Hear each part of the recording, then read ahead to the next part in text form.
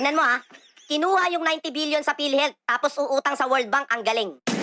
Uutang sa World Bank para daw sa health system. Ulitin ko ha.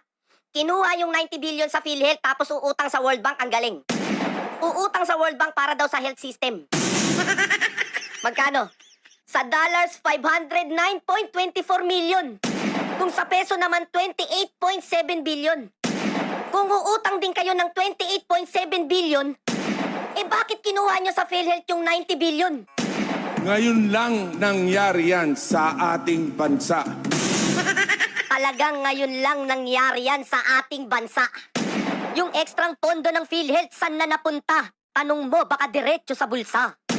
Sa sobrang galing ni Speaker sa pondo, binigyan mo yata ng agimat. Basta usapan pondo, mabilis pa sa kidlat. Hindi na naawa sa may mga sakit. Yung pondo mukhang ginangster pa. Hindi na nabusog sa 90 billion, umutang pa. Kinuha yung ekstrang pondo sa PhilHealth, yung magbabayad ng utang tayo pa. Imbis na wala kang sakit, putek, magkakasakit ka.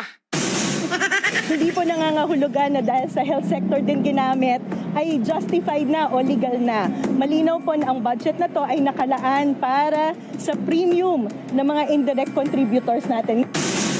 The way that people do as much as they can. Now that we have found that we hear that it's a better.